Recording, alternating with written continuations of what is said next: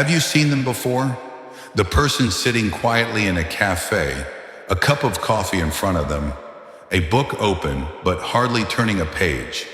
Or the one walking alone through the park at sunset, earbuds in, eyes focused, face unreadable.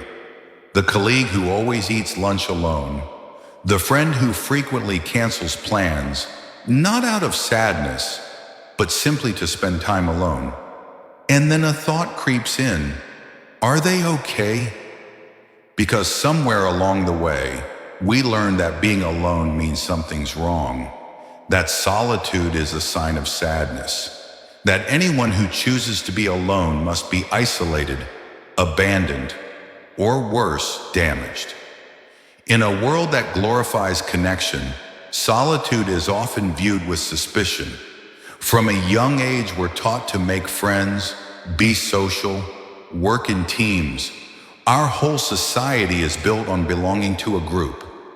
So when someone steps out of that rhythm, when they seem content in their own presence, it feels strange. We don't know how to process it, and often we assume the worst. They must be lonely. They must not have friends. Maybe they're sad, hiding from something. Rarely do we ask, what if they're exactly where they want to be? The truth is, in this hyper-connected age, solitude isn't just misunderstood. It's often treated as a red flag. We're constantly pushed to show up, to be seen, to update, share, respond. Because if you're not visible, you risk becoming invisible.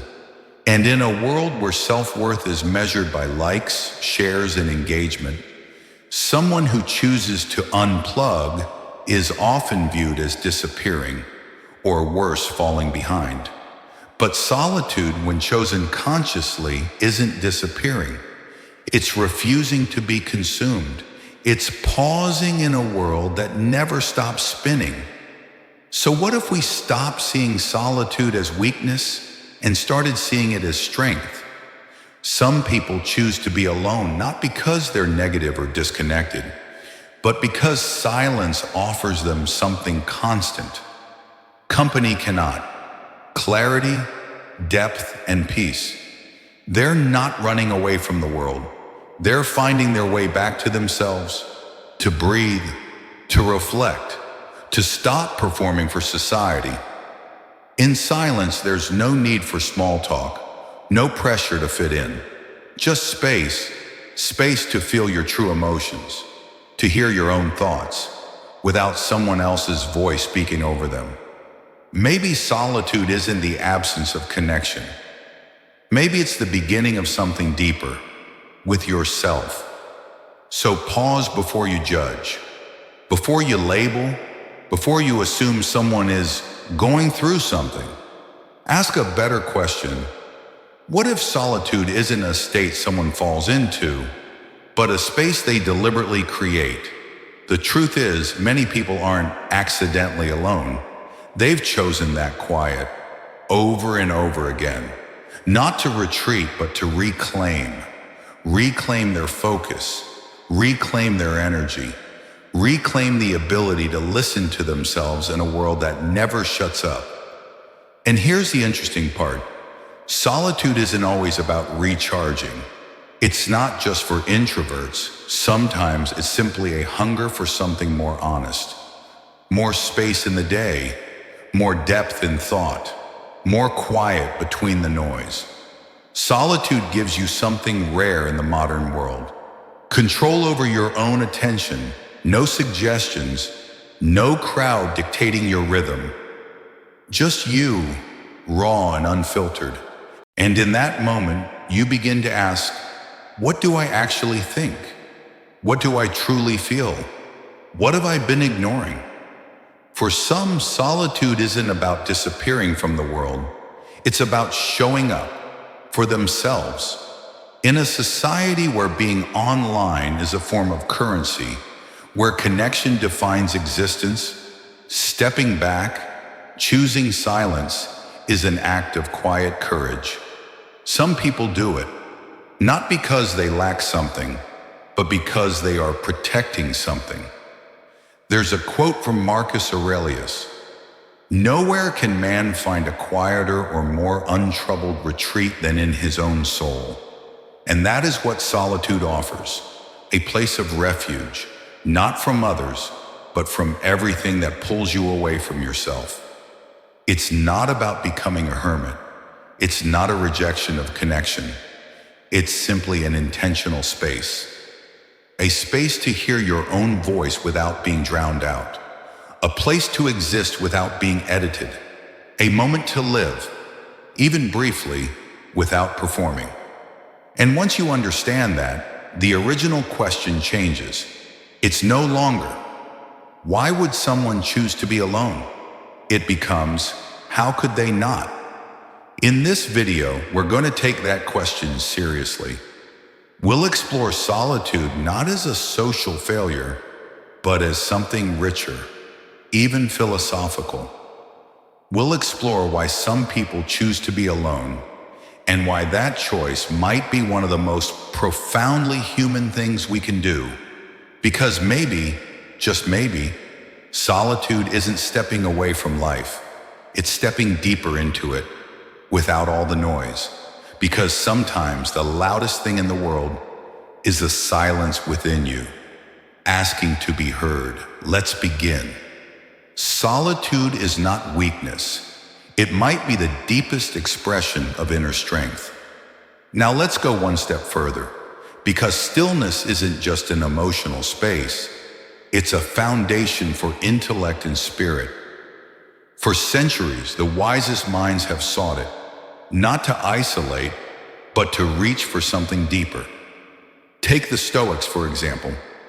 Marcus Aurelius, not just a philosopher, but a Roman emperor, wrote extensively about solitude. But for him, it wasn't isolation. It was a sanctuary for the soul. Nowhere can man find a quieter or more untroubled retreat than in his own soul, he once wrote. He wasn't advocating escape from the world, but an invitation to turn inward, to find clarity and strength in the self. To the Stoics, stillness wasn't retreat, it was discipline, a tool, a deliberate act of turning away from chaos and returning to reason. They believe peace doesn't come from controlling the external world, but from mastering the internal one. And solitude in that quiet space is where that mastery begins. Seneca, another Stoic philosopher, once said, "A man is unhappy though he ruled the world, if he does not consider himself supremely happy in himself." In other words, you can have everything and still feel uneasy if you're not at peace with yourself. And how do you know if you are? You get quiet, you go inward, you spend time alone, not as punishment, but as a path to truth.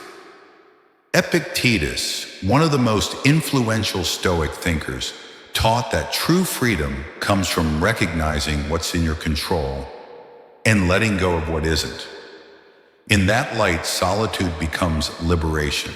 No performance, no pretending, just you and what's real. And this practice isn't limited to Stoicism. Across the world, the Buddha sat under the Bodhi tree in silence until he reached enlightenment. Monks from many cultures retreat not to abandon humanity, but to understand it more deeply. Their silence isn't absence, it's profound presence.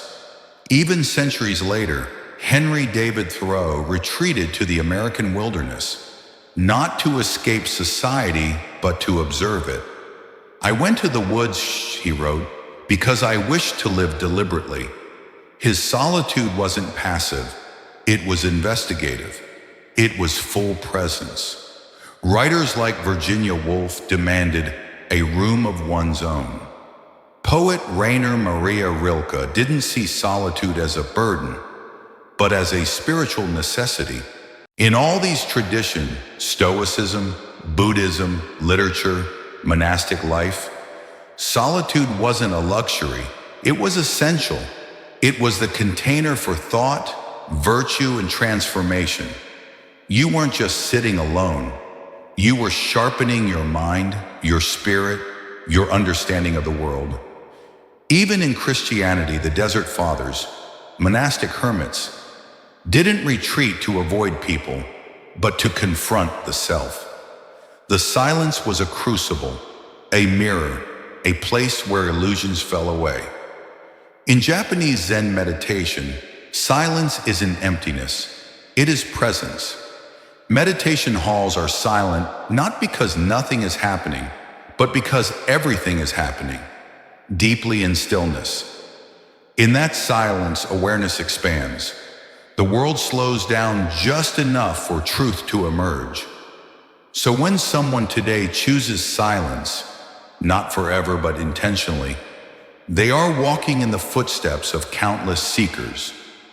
They may not wear robes or chant mantras, but the gesture is the same. Step back, listen deeply, return with something real. In an age where attention is fractured and distraction is monetized, stillness becomes a sacred rebellion. It's how you reclaim the one thing that should belong only to you, your mind. So the next time you see someone sitting alone on a bench, don't be too quick to assume they're isolated. They might actually be the most deeply connected person in the room. That's the paradoxical power of stillness. It doesn't separate you from life. It brings you back to it more deeply. If philosophy gives us the why of stillness, then psychology shows us how it works on the mind, how it changes us, and why, for some people, it feels like the most natural state. Swiss psychiatrist Carl Jung once said something profound.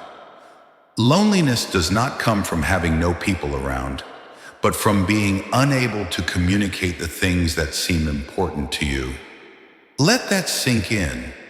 Being alone and feeling lonely, they're not the same. You can be surrounded by hundreds and still feel invisible. Or you can sit alone and feel completely whole because you're in tune with your inner world. That's a powerful shift in perspective. Many people turn to stillness not to avoid connection, but to escape half-hearted ones. They're tired of shallow conversations and relationships that never go deeper. And psychology agrees. Susan Cain, author of Quiet, once said that introverts aren't shy or antisocial. They simply recharge from within. Being alone doesn't drain them, it restores them. Even if you're not an introvert, solitude offers countless benefits. Increased creativity, improved focus, better emotional regulation. People who intentionally spend time alone often have a clearer sense of self, not because they avoid others, but because they've learned to meet themselves first. Earlier, we saw that stillness isn't just rest. It's a deliberate space for self-return. Now let's explore more deeply why some people intentionally step into solitude, and why that choice can be powerful, not a form of escape. They're not running from the world. They've learned how to listen to themselves. A study published in the Journal of Personality and Social Psychology found that people who can tolerate and even enjoy being alone often exhibit higher emotional intelligence and self-discipline. They're not rejecting life, they're living it with more awareness. Imagine driving long distances. You sometimes have to stop, check the engine, refuel. Solitude is like that, a form of emotional maintenance. You withdraw to reset, to reflect, to recharge. And when you re-enter the world, you're steadier, clearer. Interestingly, people who are comfortable being alone often have stronger personal boundaries.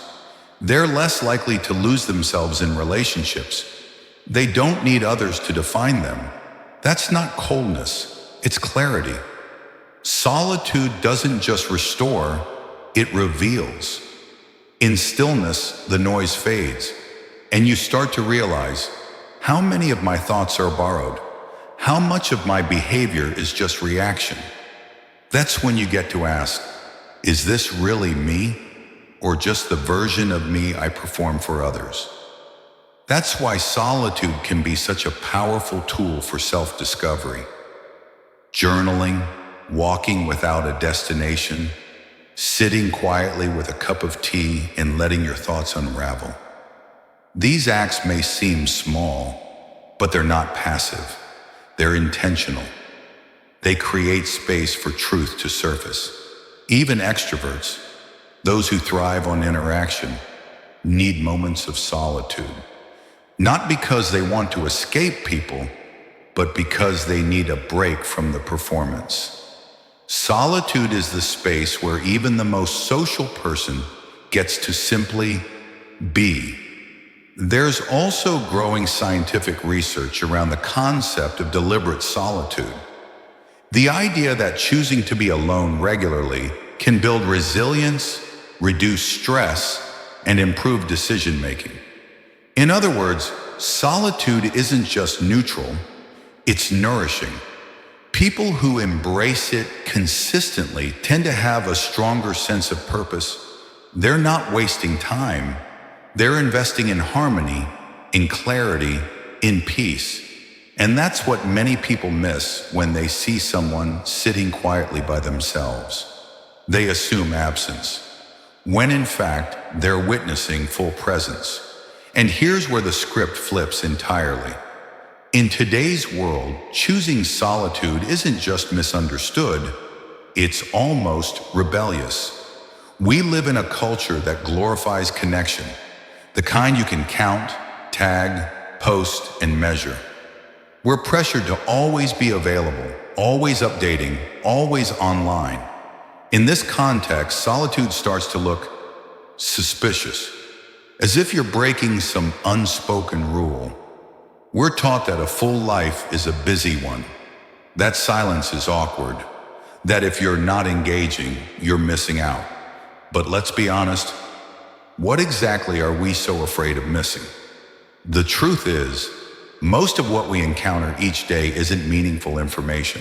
It's noise, notifications, opinions, algorithms, content designed to keep us scrolling, not thinking. And in that chaos, solitude becomes more than just a refuge. It becomes resistance. When you choose to be alone, you're moving against the rhythm of the world. You're saying, I don't need constant input to feel alive. I don't need an audience to exist. That's a bold declaration. It's also why more and more people are turning to silent retreats, digital detoxes, or minimalist lifestyles. Not to abandon the world, but to remember what it feels like to actually live when the world is quiet and your mind belongs only to you. Think about a Vipassana retreat, 10 full days of silence, no phone, no talking, just being with yourself. Thousands of people attend these retreats every year. Why? Because somewhere deep down, we know we've lost something in all this noise. And perhaps only stillness can help us find it again. Even artists and creatives, those who express themselves most vividly, often retreat into solitude to produce their most meaningful work. Not because they're hiding, but because they know clarity lives in the spaces between demands, in the silence between the noise. But this choice isn't always easy. It can feel lonely at first. Society doesn't applaud when you step back. It won't celebrate your silence. If anything, it might question it. That's the cost of stepping off the treadmill. You lose visibility, but you gain vision. We rarely talk about the cost of being always connected, but it's real. Burnout, anxiety, loss of self. When you're always reacting, always on, you stop being you. You begin to perform, and eventually you forget who you were before the performance began. Solitude breaks that cycle. It creates the space for you to stop performing and start existing again. Even our language reflects discomfort with stillness. Words like loner or recluse often carry a negative tone. But why? Why is it strange to want your own space, your own pace, your own mind back? The truth is, solitude threatens the status quo. It steps outside the algorithm.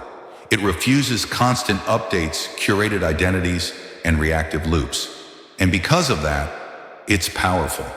It's also deeply human. Every culture has had its seekers, its sages, its quiet wanderers who went into the wild, not to escape humanity, but to get closer to its essence. We may not recognize them in today's world because they don't post, they don't create content, they just live quietly, deeply, authentically. So the next time you see someone stepping into solitude, not just physical isolation, but mental quiet, pause before you label them as lonely. They may be walking a very ancient path, one guided by clarity, presence, and peace. They haven't disconnected from the world. They've reconnected with themselves. In the previous section, we explored how deliberate solitude isn't a retreat from the world. It's a return to the self. Now we arrive at the deepest part of that journey.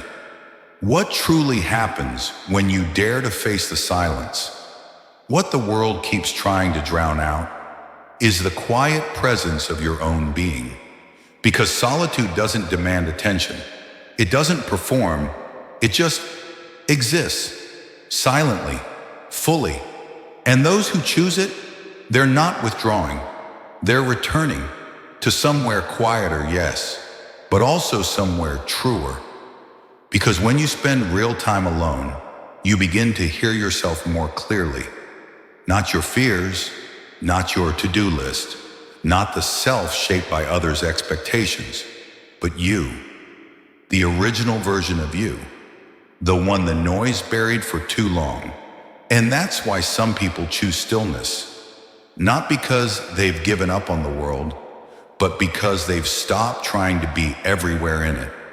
They've stopped bending to every social cue, every conversation, every demand. They've chosen instead to be with themselves, fully, unapologetically. And in that choice lies a quiet kind of power, a soft defiance. Because when you no longer fear being alone, you stop chasing the wrong kind of relationships. You stop performing for approval. You begin to choose real connection, not just what's available, but what's meaningful. You begin to speak only when you have something worth saying. And more importantly, you learn to listen to the world, to others, to yourself. Marcus Aurelius once said, "The soul becomes dyed with the color of its thoughts." He also said, "The soul is a retreat." And he was right, not just philosophically, but practically. Solitude, if you let it do its work, can become a home, not a hiding place, but a place of return. And in that return, you begin to change. The masks fall away. The exhaustion of being everything to everyone begins to lift. In its place, something quieter rises. Not a new version of you, but the truest version, the one the noise made you forget. Perhaps stillness isn't about escaping life. It's about stepping into it, fully unedited and completely awake. Because once you can sit alone with yourself and feel at peace, you found something most people spend their entire lives chasing. Solitude doesn't just slow things down, it sharpens them. It's where vague feelings turn into clear thoughts. It's where the noise of pressure fades and you can finally ask, what do I truly want? Who am I when no one is watching? In that stillness, truth rises to the surface. And the most beautiful part? Solitude doesn't mean you don't need others. It just means you don't need everyone. You learn to choose. You come to know who should enter your life and who shouldn't. Who deserves your time, your attention, your heart, and who doesn't. That's not isolation. That's discernment. Because the goal isn't to be alone forever. The goal is to know yourself so deeply that you're never lonely in your own company. And when that happens, every connection you form becomes richer. Every conversation becomes more honest. You stop seeking acceptance, and instead you bring your full presence to others. Solitude, then, isn't the end of connection. It's the foundation of every real connection. That's the quiet truth. Some people choose solitude because that's where their clarity lives, where their creativity is nurtured, where their courage is awakened. Not in the noise, not in a crowd, but in the stillness, a place they've learned to trust. And maybe the world could use more of that kind of stillness. Not because we don't need each other, but because we need to know who we are before we can fully show up for anyone else. That's the gift of solitude, and it's waiting quietly anytime you're ready to listen. So maybe clarity begins in stillness, but clarity alone isn't enough. You can sit in silence for hours, fully aware of what needs to change, and still change nothing, because nothing changes until you do. If this video helped you see solitude in a new light, consider hitting like. It lets me know content like this still matters. And if you know someone who might need a little inner quiet right now, don't hesitate to share this video with them.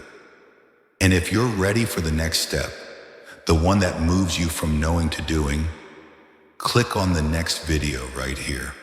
Nothing changes until you begin, and I'll meet you there.